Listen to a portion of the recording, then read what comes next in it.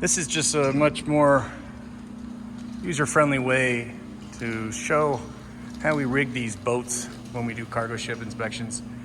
Essentially, when we need to inspect a frame that's going out into outer space, so essentially when we need to inspect a frame inside a cargo tank, we don't have any way of getting up to any anchor points. But fortunately for us, in these cargo tanks, they have what they call rat holes, which are all these little holes at every corner where structural steel is, so that the fluids in there can flow through everything in the cargo tank. So what we do is we take a really long hole and we fish weights that have lines through them up through those rat holes. And so we're going to pretend that that D-ring right there is a rat hole, and that's roughly the size of it. And then when we get the lines fished through, we pull up our wheel ropes, which we're using the ProTech 500 that Marlo has, because it's got a Technora sheath, so it really protects from abrasions. These rat holes can be so small that there's really no way for us to put that much edge protection, and we can't get there. And even if we could miraculously put the edge pro on our ropes right where it needs to be, when we go to tension, it's just going to slip through the rat hole. So those ropes basically have built-in edge pro. And then we use multiple ropes, not only to keep us from vectoring too far down when we make our way across the span, but we add more ropes for more protection from that rat hole. Rat hole down to progress capture. Then we go to the other side of the boat and we do the same maneuver. We fish another weighted line through the rat holes. This is all easier said than done, especially when everything is covered in crude oil.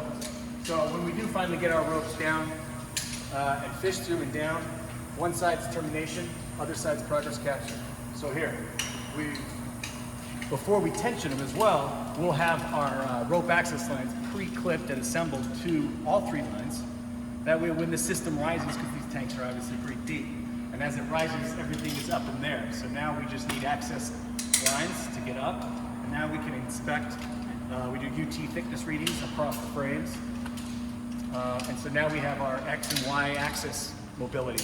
So what we're gonna do here is we're gonna tension one rope, load it, see what forces we're getting, and then we'll tension two, load it, see what we're getting, tension three, and you can see the difference that it makes when you add more ropes to a horizontal system.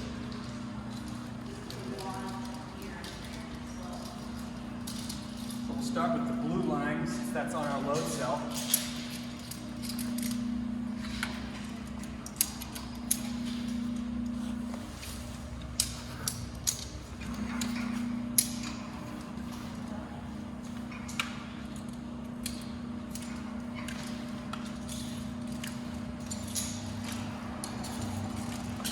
And this is in pounds, by the way.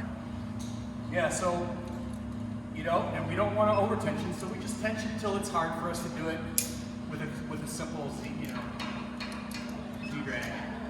Yeah, we're at around 130 right now, and that number's gonna go down as the fibers relax in the rope.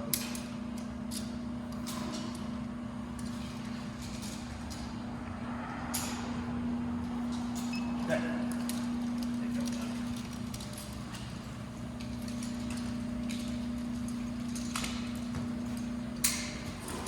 Line, going for broke, going for the middle.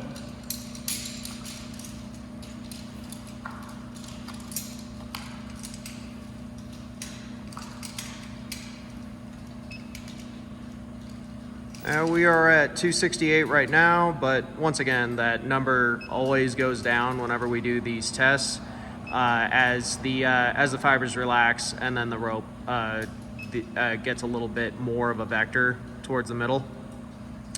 So we're at around it's probably gonna level out at around like 230. We're at 242 right now. Okay, let's go tension number two.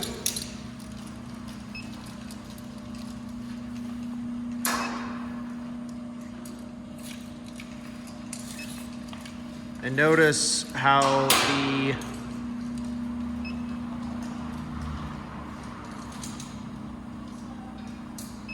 the number sort of changes as additional ropes start to get tensioned.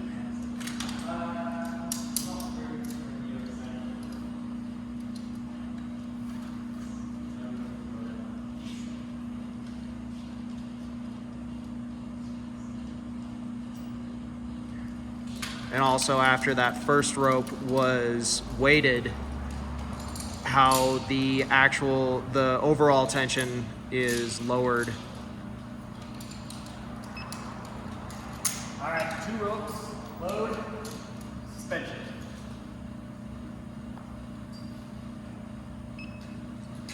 We're at 180 right now, probably go down to about 170, 160. Okay.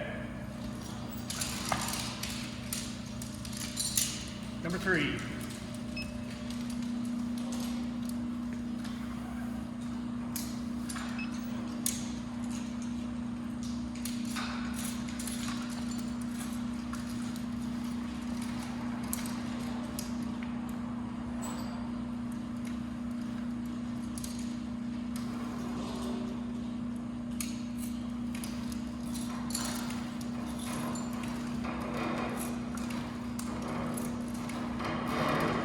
I feel like I roughly tensioned those all at the same force.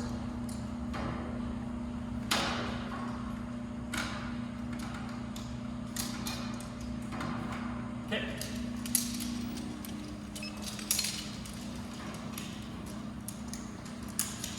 All 3.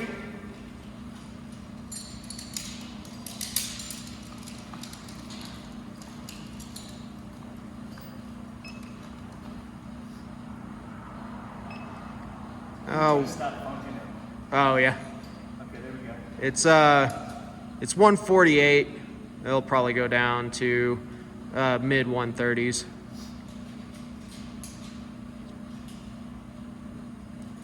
$146, $144.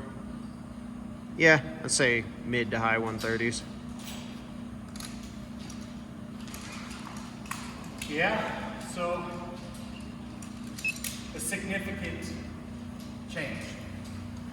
Enough to make us feel warm and fuzzy inside. Right, Martin? Exactly right.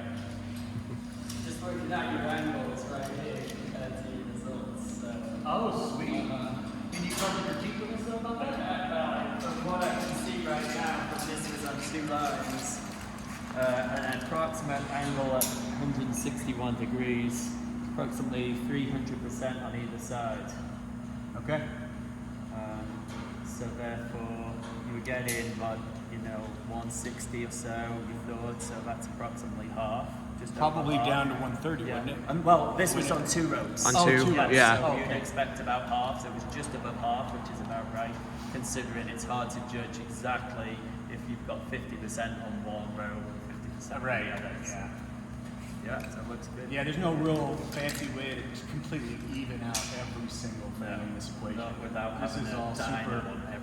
crude, since we're in the crude oil industry. Yeah.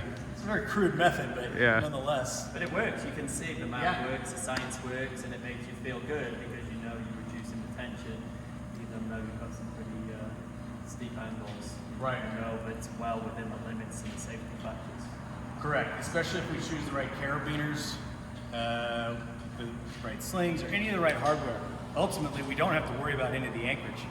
I mean, we're tying off to steel that's got full welds and it's half-inch thick. So Yeah, large diameters, large diameter steel. thicknesses. So like, we don't even think of anchors when we think of our rigging. We just think of the hardware and the lines.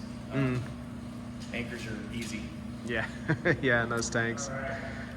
Yeah, and then That's the breakdown. yeah, kind of like you were saying, crude method. We just got a crane scale on this. We don't have any sort of special dyno or anything like If that. any of you out there want to donate us some enforcers, we'd be happy to take them. Yeah, we'll take them off your hands. 3 would be nice, but we'll take 2 or 1. Yeah, yeah. Yeah, you got any enforcers burning a hole in your pocket? Yep.